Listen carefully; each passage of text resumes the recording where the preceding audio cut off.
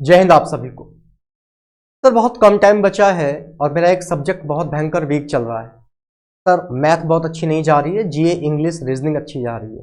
Sir मेरी जीए अच्छी नहीं जा रही है, मैथ रीजनिंग और इंग्लिश अच्छी जा रही है। सर मैं रीजनिंग में अच्छा नहीं कर पा रहा हूँ, बाकी 3 सब्जेक्ट्स में अच्छा कर पा रहा हूँ।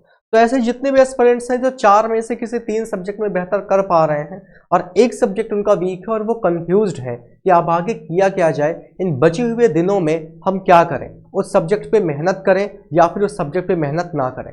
एक जेन्युइन आंसर मैं आपको अगर बताऊं, अगर आपको ऐसा लगता है कि आपके 3 सब्जेक्ट स्ट्रांग है, केवल कोई एक सब्जेक्ट ऐसा है जो आपका वीक है, तो सच बात तो यह है कि इन बचे हुए 6, 7, 8 दिनों में आप उसको स्ट्रांग कर भी नहीं पाओगे।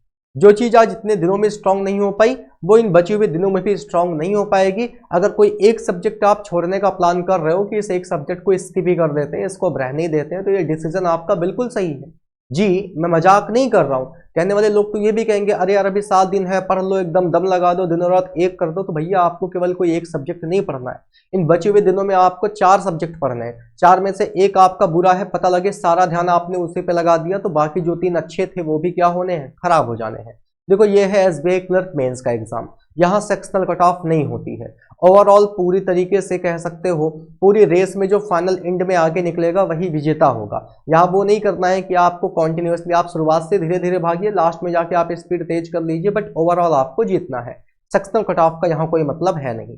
तो आप अगर एक सब्जेक्ट छोड़ने का प्लान कर रहे हो तो नो डाउट आप एक सब्जेक्ट छोड़ दो, लेकिन इस बात का खास ख्याल रखिएगा कि उस एक सब्जेक्ट को आप छोड़ तो रहे हो, लेकिन उसके बदले में फिर बाकी 3 सब्जेक्ट्स पे इतना ज्यादा वर्क कर लीजिए, इतना ज्यादा उस पर कमांड आप ले लीजिए कि एग्जाम में जाके वहां से ओवरऑल एक अच्छा स्कोर कर पाओ। पता लगे तुम एक सब्जेक्ट ऑलरेडी छोड़ के बैठे हो और जो बाकी के बच्चे 3 सब्जेक्ट हैं वहां भी तुम्हारा स्कोर अच्छा नहीं है, तो फिर तुम किसी लायक रह नहीं जाओगे।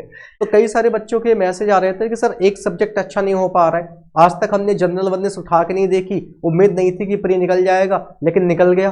तो भैया अब आज तक नहीं देखे हो तो अब भी ना देखो, बढ़िया यही है कि आप अब देखो। अब भी ना देखो का मतलब ये नहीं कि एकदम आंखें बंद कर लो, एक मोटा मोटा रिवीजन तो कर ही लो। देखो एक होता है पढ़ना और एक होता है ढंग से पढ़ना। तो आप ढंग से तो नहीं पढ़ पाओगे, ऊपर ऊपर ही पढ़ पाओगे, लेकिन जो बाकी के सब्जेक्ट्स आपके अच्छे हैं, जिन पे आपको लगता है कि नहीं यार यहाँ मेरी कमांड है, इनको कर लेने से मेरा काम बेहतर हो सकता है, उन पे अच्छे से काम कर लीजिए, उन पे अच्छे से वर्क कर लीजिए। तो दोस्तों यही मैसेज आपको देना था।